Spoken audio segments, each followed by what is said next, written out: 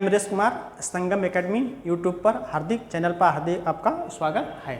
और इसी के संदर्भ में रुधिर के संदर्भ में बताए थे कि पार्ट फर्स्ट में प्रकार कैसे होते हैं और इनसे पूछे जाने वाले प्रश्न का प्रारूप कैसे होता है। तो इसमें डिटेल्स बताएंगे कि इसमें प्रारूप कैसे होता है। तो ध्यान दीजिएगा कि फिर से एक बार इसको देख लीजिएगा कि रुधिर वर्गों से जब भी क्वेश्चन पूछे जाते हैं तो पहला पॉइंट्स होता है कि यदि रुधिर वर्ग ए है तो इसकी जेनिक संरचना क्या होगी, अल्फा ए और अल्फा जीरो। रुधिर वर्ग बी है तो इसकी जेनिक संरचना अल्फा बी और अल्फा जीरो। ए बी है तो इसकी जेनिक संरचना क्या होगी, अल्फा ए और अल्फा बी। और ओ है तो ओ अल्फा जीरो और अल्फा जीरो। लेकिन ध्यान दीजिएगा, आपसे क्वेश्चन जब सॉल्व करेंगे तो कुछ प्रॉब्लम आएगी। जैसे मान लीजिए कि यदि अल्फा ए और अल्फा ए आए तो रुधिर वर्ग, तो कौन सा रुधिर वर्ग होगा, ए रुधिर वर्ग होगा। यदि अल्फा बी और अल्फा बी आए तब भी यह बी रुधिर वर्ग होगा। ध्यान दीजिएगा इस पॉइंट को। और ऐसे क्वेश्चन को सॉल्व करने के लिए इस पे 3 मेथड होते हैं, 3 टाइप से आपसे क्वेश्चन पूछे जाते हैं। तो इसके संदर्भ में ये चीज़ें यहाँ से मैंने लिया है, इन चीज़ों को मैंने यहाँ से लिया है, अल्फा यहाँ से जीरो को लिया है। अब यहाँ से पहले टाइप से क्वेश्चन, टाइप फर्स्ट, इसमें रुधिर वर्गों से पूछे जाने वाले जो क्वेश्चन होते हैं इसमें टाइप फर्स्ट ध्यान दीजिएगा कि टाइप फर्स्ट। और इस फर्स्ट में पहला क्वेश्चन है कि इसको क्वेश्चन को मैं बोल दे रहा हूँ कि एक व्यक्ति का रुधिर वर्ग ए है और इसकी पत्नी का रुधिर वर्ग ए बी है, तो इस माता पिता से उत्पन्न होने वाले बच्चे किस किस रुधिर वर्ग के होंगे। तो ध्यान दीजिएगा, इस क्वेश्चन को ऐसे लिख दे रहे हैं कि इस पे ऐसे एक वर्ग बनाइए और इसके संदर्भ में इसको 4 भागों में डिवाइड कर दीजिएगा। और क्वेश्चन है, क्वेश्चन यहाँ से देखिएगा, एक व्यक्ति का रुधिर वर्ग, व्यक्ति का रुधिर वर्ग है, व्यक्ति का रुधिर वर्ग ए है और इसकी पत्नी का रुधिर वर्ग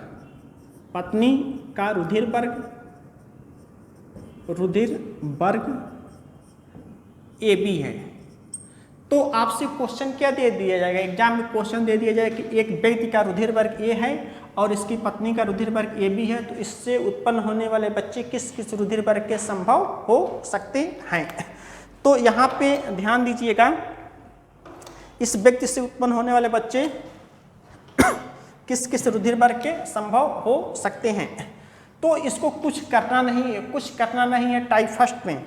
यहाँ पे ध्यान दीजिएगा, इसी रुधिर वर्ग को जेनिक संरचना बदल लीजिएगा, यह अल्फा ए और अल्फा बी, जैसे आप इसको लिखेंगे वहाँ पे अल्फा ए और अल्फा बी। और इसी प्रकार से रुधिर वर्ग ए की जेनिक संरचना अल्फा ए और अल्फा जीरो हो जाएगी। इसको गुणा करेंगे, अल्फा ए और अल्फा ए हो जाएगा। तो यह कौन सा रुधिर वर्ग हो जाएगा, ए रुधिर वर्ग हो जाएगा। ठीक, अल्फा ए और अल्फा बी यह रुधिर वर्ग हो जाएगा। तो इस स्थिति में यह कौन सा रुधिर वर्ग हो जाएगा, ए बी रुधिर वर्ग हो जाएगा। और इसी प्रकार से इसका गुणा इसमें करेंगे तो अल्फा ए और अल्फा जीरो हो जाएगी। यह रुधिर वर्ग कौन सा होगा, ए हो जाएगा। और यह अल्फा बी और अल्फा जीरो, यह रुधिर वर्ग कौन सा हो जाएगा, बी रुधिर वर्ग का हो जाएगा। अब यहाँ से क्वेश्चन बनता है कि इस माता पिता से उत्पन्न होने वाले बच्चे किस किस रुधिर वर्ग के संभव हो सकते हैं। तो बच्चों का संभव रुधिर वर्ग होगा, बच्चों का संभव रुधिर वर्ग, यानी किस रुधिर वर्ग के बच्चे संभव हो सकते हैं। तो इस स्थिति में ध्यान दीजिएगा, ए का संभव होगा और बी का संभव होगा और ए बी का संभव होगा। ध्यान दीजिएगा, इस रुधिर वर्ग में, इस क्वेश्चन में कितने रुधिर वर्ग के बच्चे संभव हो सकते हैं, तो ये तीनों के रुधिर वर्ग के बच्चे संभव हो सकते हैं।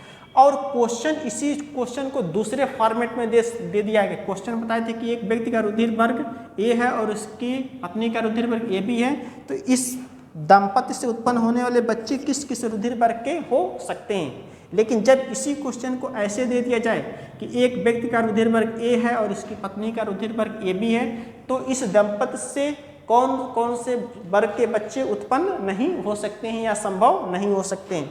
तो ध्यान दीजिएगा, इसमें जब संभव नहीं हो सकते हैं, संभव नहीं हो सकते हैं, तो इस स्थिति में कौन सा रुधिर वर्ग ओ का संभव होगा। यह ओ कहाँ से ले आया, ध्यान दीजिए कि 4 ही रुधिर वर्ग है, तो यदि 3 संभव है तो किसका नहीं संभव होगा, ओ का संभव नहीं होगा। तो ऐसे निगेटिव क्वेश्चन भी आपसे पूछे जाते हैं। अब इसी के बाद से अब ये फर्स्ट पहले क्वेश्चन हो गया, दूसरा क्वेश्चन दूसरे टाइप से निगेटिव में जब पूछा जाए। लेकिन जब आपसे यह पूछा जाए कि इन संभव रुधिर वर्गों में परसेंटेज कितना होगा, यदि पूछा जाए कि ए का रुधिर का परसेंटेज कितना होगा, तो ध्यान दीजिएगा ए का, बी का, ए बी का परसेंटेज कितना होगा। तो ध्यान दीजिए, इस पूरे राशि को 100% मान लीजिए। क्या होता है, 100% मान लीजिए, और इसको डिवाइड करेंगे तो क्या होगा, 4 भागों में डिवाइड, तो 25% हो जाएगा, और यह क्या हो जाएगा, 25% हो जाएगा, और यह भी 25% हो जाएगा, और यह भी 25% हो जाएगा। इस स्थिति में अब यहाँ से पूछा जाए कि ए का परसेंटेज कितना होगा, ए का परसेंटेज कितना होगा, यहाँ 2 है, 2 बार ए है, इसलिए 50% होगा। क्या होगा, 50% होगा। और ए बी का परसेंटेज कितना होगा, ए बी का परसेंटेज कितना होगा, क्या होगा, यहाँ 25% होगा। क्या होगा, 25% होगा। और बी का परसेंटेज कितना होगा, यह 25% होगा। ऐसे क्वेश्चन आपसे पूछे जाते हैं, ऐसे परसेंटेज से क्वेश्चन आपसे पूछे जाते हैं। और इसी के बाद से इसको ऐसे नोट कर लीजिएगा। अब इसी के बाद से इसी से रिलेटेड टाइप ऐसे बहुत सारे क्वेश्चन आपको इधर उधर दिए जाते हैं क्वेश्चन। और इसी के बाद से एक और ऐसी टाइप से टाइप फर्स्ट में क्वेश्चन बता दे रहे हैं कि अब यहाँ से ध्यान दीजिएगा कि एक बच्चे के माता और पिता दोनों का रुधिर वर्ग ए बी है। एक बच्चे के माता और पिता दोनों का रुधिर वर्ग ए बी है। बच्चे के माता और पिता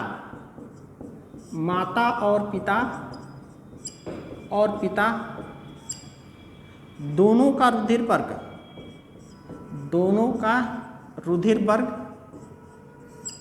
ए बी है। ए बी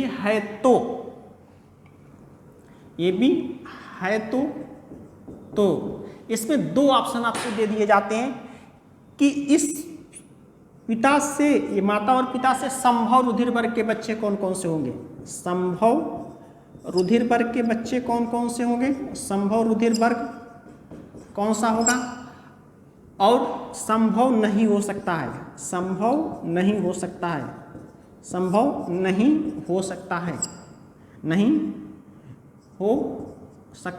है, यानी किस रुधिर वर्ग के संभव नहीं हो सकते हैं। तो यह दोनों टाइप से आपसे क्वेश्चन बनता है। तो ध्यान दीजिएगा, जैसे ही आपसे क्वेश्चन पूछा जाए वैसे आप आंसर दे लीजिए। तो ध्यान दीजिएगा कि यहाँ पे इसको ऐसे एक्सप्लेन कीजिएगा और इसको एक वर्ग या आयत बनाइए, आपकी सुविधा के लिए बहुत ही बेटर होता है। और इस पे आप चाहे इधर पिता को लिख लीजिए, चाहे इधर माता को लिख लीजिए, इस मान में कोई अंतर नहीं आने वाला है। तो सामान्यतः माता का रुधिर वर्ग क्या है, माता और पिता दोनों का ए और बी है, और पिता का भी रुधिर वर्ग क्या है, ए बी है। तो इनकी जीनिक संरचना कहाँ से लिखेंगे, अल्फा ए बी का अल्फा ए और अल्फा बी, तो अल्फा ए और अल्फा बी, और माता का क्या हो जाएगा, अल्फा ए और अल्फा बी। तो ध्यान दीजिएगा, इसका जब गुणा करेंगे तो अल्फा ए और अल्फा ए आ जाएगा, और अल्फा ए और अल्फा बी आ जाएगा। ठीक उसी प्रकार से अल्फा ए और अल्फा बी, ठीक इसी प्रकार से अल्फा बी और अल्फा बी। अब आपके सामने समस्या बताए थे कि ऐसी आ जाएगी, तो इस चीज़ को ध्यान दीजिएगा। इस चीज़ को लिखने के लिए अब इसमें कौन सा रुधिर वर्ग होगा, ध्यान दीजिए, ए और बी रुधिर वर्ग होगा। इसमें कौन सा रुधिर वर्ग होगा, इसमें दोनों हैं तो ए रुधिर वर्ग होगा, और क्या होगा, ए बी रुधिर वर्ग होगा और बी रुधिर वर्ग होगा। तो इसी क्वेश्चन, इसी सॉल्व से आप दोनों क्वेश्चन का आंसर आप दे सकते हैं। ऐसा नहीं है कि संभव है तो कौन सा मेथड अपनाएंगे और नहीं संभव है तो कौन सा अपनाएंगे। तो इसमें ध्यान दीजिए, पहले क्वेश्चन में पूछा है कि संभव रुधिर वर्ग कौन सा होगा, तो आप यहाँ से ध्यान दीजिएगा, ए का संभव होगा, ए रुधिर वर्ग के बच्चे संभव होंगे, और दूसरा किसमें होंगे, बी रुधिर वर्ग के बच्चे संभव होंगे, और इसके बाद क्या होंगे, ए बी रुधिर वर्ग के बच्चे संभव हो सकते हैं। जब संभव रुधिर वर्ग पूछे तो आपका आंसर क्या होगा, ए होगा, बी होगा और ए बी होगा। और यहाँ पे देखिएगा कौन सा रुधिर वर्ग संभव नहीं हो सकता है, संभव नहीं हो सकता है, तो आपका इसमें आंसर क्या हो जाएगा, ओ का संभव नहीं होगा। तो ऐसे इस प्रकार से क्वेश्चन पूछे जाते हैं। अब ठीक इसी प्रकार से अब टाइप सेकंड ध्यान दीजिएगा, ये टाइप फर्स्ट ऐसे बहुत सारे क्वेश्चन आपसे पूछे जाएंगे। अब इसी के बाद से टाइप सेकंड ध्यान दीजिएगा, type second, type second, type second, type second. अब यहां से ध्यान दीजिएगा कि अब आपसे ऐसे क्वेश्चन पूछा जाएगा। अब तो डायरेक्ट ब्लड ग्रुप दे दिया है, लेकिन आपको डायरेक्ट ब्लड ग्रुप न देकर इसके दाता और ग्राही का कॉन्सेप्ट पूछा जाएगा। तो ध्यान दीजिएगा कि अब क्वेश्चन क्या है, एक व्यक्ति का रुधिर वर्ग सर्वदाता है, व्यक्ति का रुधिर वर्ग, एक व्यक्ति का रुधिर वर्ग, एक व्यक्ति का रुधिर वर्ग सर्वदाता है, रुधिर वर्ग सर्वदाता यूनिवर्सल डोनर है, सर्वदाता है। अब ध्यान दीजिए, आपको यह कंफर्म करना पड़ेगा, सर्वदाता है और इसकी पत्नी का रुधिर वर्ग, और इसकी पत्नी का रुधिर वर्ग, इसकी पत्नी का रुधिर वर्ग, रुधिर वर्ग सर्वग्राही है, सर्वग्राही है, ग्राही है। तो अब फिर वहां से दो कंडीशन आपसे क्रिएट कर देगा कि नंबर 1, इस दंपति से संभव रुधिर वर्ग कौन सा होगा, संभव रुधिर वर्ग, संभव रुधिर वर्ग के बच्चे, रुधिर वर्ग के बच्चे, और संभव नहीं रुधिर वर्ग, किस रुधिर वर्ग के संभव नहीं हो सकते हैं, संभव नहीं हो सकते हैं, हो सकते हैं। तो ध्यान दीजिएगा, अब आपके सामने समस्या है कि सर्वदाता किसको कहेंगे और सर्वग्राही किसको कहेंगे। क्या सर्वदाता होता है, सर्वग्राही होता है। तो लेकिन यहाँ परेशान होने की आवश्यकता नहीं है। यदि आपको इतना पता है कि सर्वदाता भी होता है और सर्वग्राही होता है, तो इस क्वेश्चन को सॉल्व करने के लिए आपको कन्फ्यूजन में नहीं पड़ना होगा, क्योंकि यदि दाता और ग्राही आप इधर उधर कन्फ्यूज कर देते हैं तो आपको इतना पता होना चाहिए कि इसमें दाता कौन होता है, सर्वग्राही कौन सा होता है। तो इस स्थिति में ध्यान दीजिएगा, इसको सॉल्व करने के लिए वही कॉलम बनाते हैं, वही पुरानी टेक्निक है, इसमें कोई नया नहीं है। और इस चीज़ को बार बार यहाँ से आप बनाते हैं, ऐसे 4 भागों में डिवाइड कर लीजिएगा। अब यहाँ देखिएगा, एक व्यक्ति का रुधिर वर्ग सर्वदाता है, तो व्यक्ति चाहे इधर लिखिए चाहे पत्नी को लिखिए, कोई अंतर नहीं पड़ता है। व्यक्ति जो है, व्यक्ति का रुधिर वर्ग क्या है, व्यक्ति का रुधिर वर्ग, रुधिर वर्ग क्या है, सर्वदाता है, यानी ओ रुधिर वर्ग का व्यक्ति है। व्यक्ति किस रुधिर वर्ग का है, ओ रुधिर वर्ग का व्यक्ति है। और इसकी पत्नी का रुधिर वर्ग क्या है, सर्वग्राही है, यानी इसकी पत्नी जो होती है किस रुधिर वर्ग की है, ए बी रुधिर वर्ग की है। तो अब यहाँ से क्वेश्चन को सॉल्व कर लीजिएगा, तब निगेटिव और पॉजिटिव के संदर्भ में क्वेश्चन दीजिएगा। यानी पत्नी का रुधिर वर्ग क्या होगा, अल्फा ए और अल्फा बी हो जाएगा, और दाता है तो अल्फा 0 और अल्फा 0। करना कुछ नहीं है, फिर वैसे आप इसको सॉल्व कर लीजिएगा। तो इसको जब सॉल्व करेंगे तो अल्फा ए और अल्फा 0 हो जाएगा, ठीक इसको गुणा करेंगे तो अल्फा बी और अल्फा 0 हो जाएगा। और इसका अभिप्राय होता है कि अल्फा ए और अल्फा 0, ठीक अल्फा बी और अल्फा 0 हो जाएगा। तो यहाँ से रुधिर वर्गों का निर्धारण कैसे कर लीजिएगा, यह ए होता है रुधिर वर्ग का होगा, यह बी का होगा, और यह भी बी का होगा, और यह ए का होगा। तो अब ध्यान दीजिएगा इसी क्वेश्चन पे, अब यहाँ से ध्यान दीजिएगा, इस दंपति से संभव रुधिर वर्ग, यहाँ से ध्यान दीजिए, संभव रुधिर वर्ग कौन सा हो जाएगा, ए का होगा, ए का होगा और बी का होगा, ए का होगा, बी का होगा। यहाँ पर संभव रुधिर वर्ग में पूछा जाए, यदि आपसे पूछा जाए कि किस इस दंपति से या इस माता पिता से किस रुधिर वर्ग के बच्चे संभव नहीं हो सकते, तो ध्यान दीजिएगा कि ए बी के नहीं होंगे और ओ के नहीं होंगे। तो ध्यान दीजिएगा, अब इसमें दूसरा पॉइंट होता है, यदि इसमें संभव रुधिर वर्ग का परसेंटेज पूछ दिया जाए तो ऐसे आप 100 मान के आप इसको निकाल सकते हैं, जैसे मैंने पहले बताया था।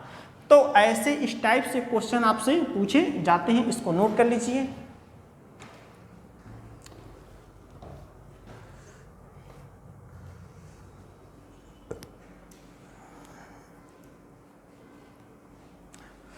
अब इसी प्रकार से बहुत सारे क्वेश्चन आपसे बन सकते हैं। आप अपने अनुसार क्वेश्चन को बना सकते हैं, माता पिता कुछ भी, ए बी ओ बी कुछ भी लग सकते हैं, लेकिन आपको 2 कंडीशंस फॉलो होना चाहिए।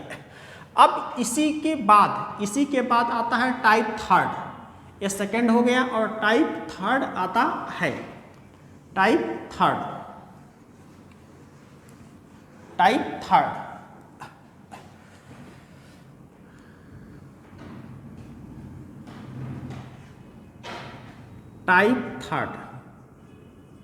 थर्ड क्वेश्चन जो आते हैं यहाँ से, कि इसमें अब यहाँ से अभी तक आपने क्वेश्चन को क्या देखा, माता और पिता का रुधिर वर्ग आपको ज्ञात है, लेकिन अब इसमें ध्यान दीजिएगा, आपसे क्वेश्चन पूछा जाएगा कि या तो बच्चे का दे देगा या तो पिता का दे देगा, पूछा जाएगा माता का, या माता का दे देगा, बच्चे का दे देगा, और पूछा जाएगा पिता का।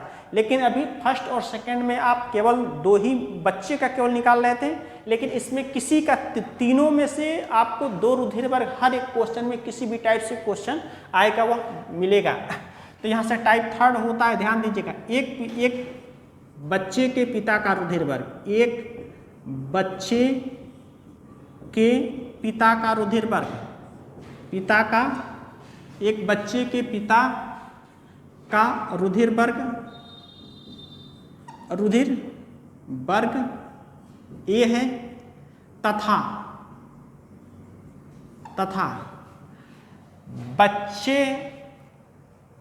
बच्चे के पिता का रुधिर वर्ग ए है, तथा बच्चे का रुधिर वर्ग,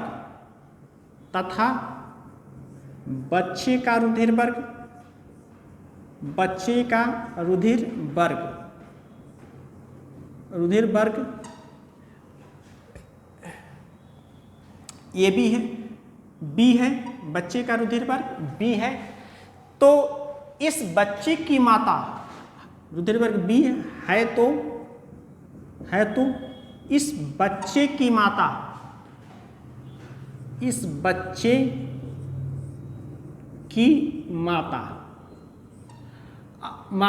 किस रुधिर वर्ग की संभव हो सकती है, किस रुधिर वर्ग की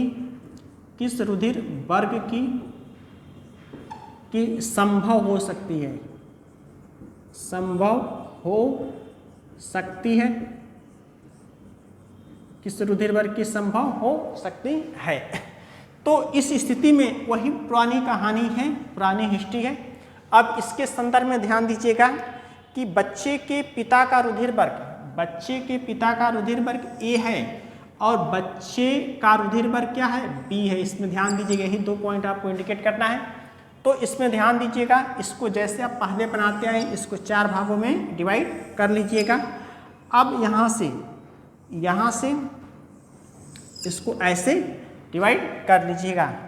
तो इसके संदर्भ में इसको 2 भागों में कर लीजिएगा। इधर बच्चे को कर लीजिएगा, बच्चे का रुधिर वर्ग क्या है, बी है, और बच्चे के पिता का रुधिर वर्ग क्या है, पिता का रुधिर वर्ग ए है। तो करना कुछ नहीं है आपको, जो रुधिर वर्ग आएगा वह माता का रुधिर वर्ग हो जाएगा। तो अल्फा बी और अल्फा 0, और यह अल्फा ए और अल्फा 0 हो जाएगा। तो इस स्थिति में जब इसको आप गुणा करेंगे तो यह अल्फा ए और अल्फा बी हो जाएगा, अल्फा ए और अल्फा बी हो जाएगा। और इसी प्रकार से यह अल्फा ए और अल्फा 0 हो जाएगा। इसी प्रकार से यह अल्फा बी और अल्फा 0 हो जाएगा, यह अल्फा 0 और अल्फा 0 हो जाएगा। इस स्थिति में यहाँ से रुधिर वर्ग ध्यान दीजिएगा, यहाँ पे रुधिर जो वर्ग होगा यह ए बी होगा, यह ए बी होगा और यह क्या होगा ए होगा और बी होगा और ओ होगा।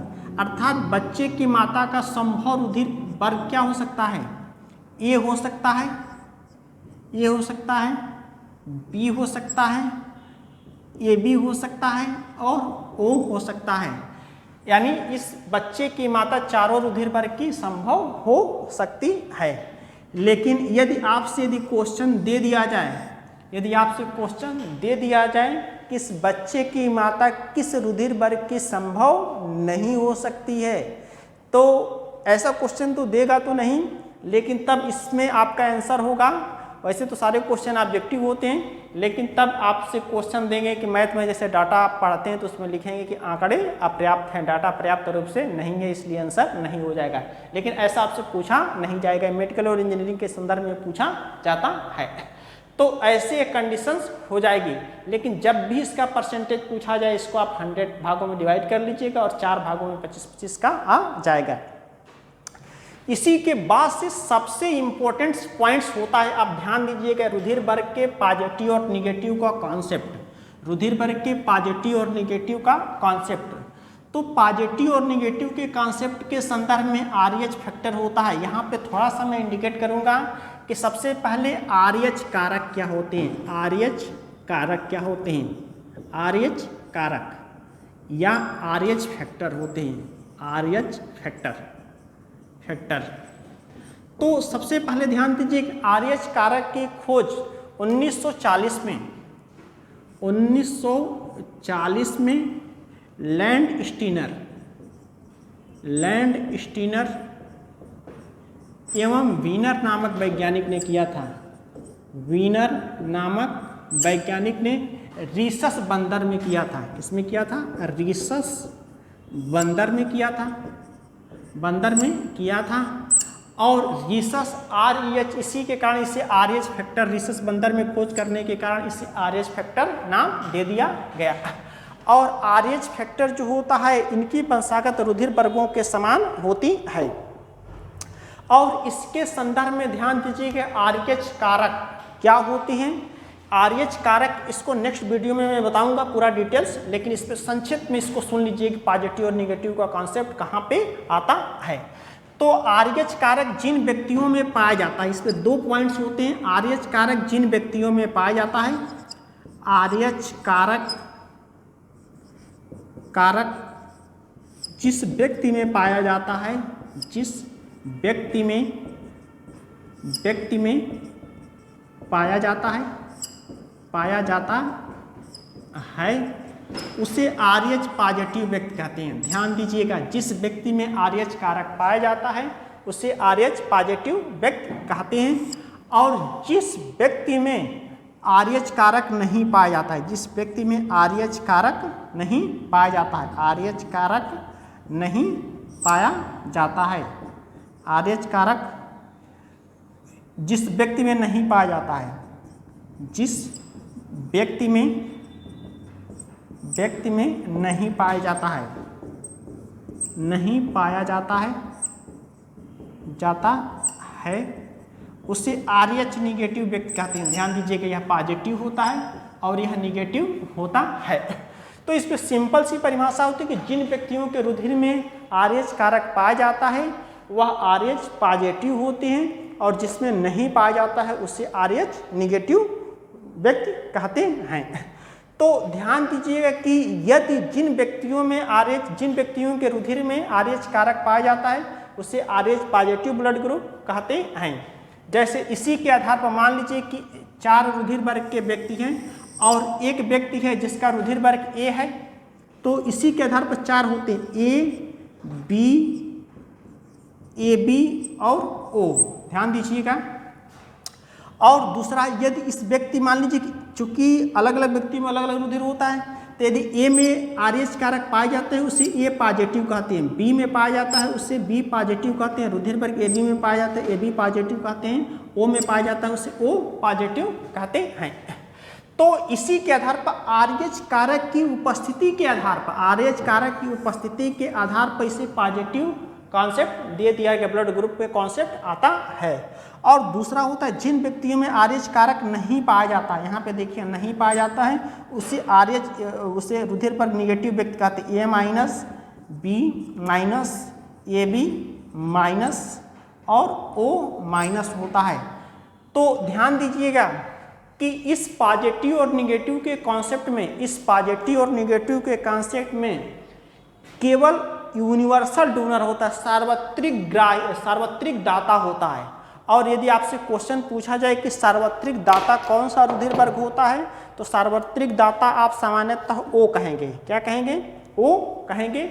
लेकिन जब आपसे यही क्वेश्चन निगेटिव और पॉजिटिव के संदर्भ में दे दिया जाए, जैसे आपसे ऑप्शन में दे दिया जाए कि A positive, B positive, O positive और O निगेटिव, तो जब आपसे ऑप्शन दे दिया जाए किसमें से सार्वत्रिक दाता कौन सा है, यूनिवर्सल डोनर कौन सा है, तो ध्यान दीजिएगा यूनिवर्सल डोनर तो जब पॉजिटिव और निगेटिव का कॉन्सेप्ट न हो तो वो तो ऑलरेडी होता है, सार्वत्रिक दाता होता है। लेकिन जब आपसे पॉजिटिव और निगेटिव से रिलेटेड क्वेश्चन पूछा जाए तो जो O निगेटिव होता है वह सार्वत्रिक दाता होता है। O निगेटिव क्या होता है? सार्वत्रिक दाता होता है, सार्वत्रिक दाता ब्लड ग्रुप होता है, यह ग्राही नहीं होता है। तो इसी के आधार पर इसको और आगे डिटेल्स हम पढ़ेंगे इसके बाद से। Thank you. ओके।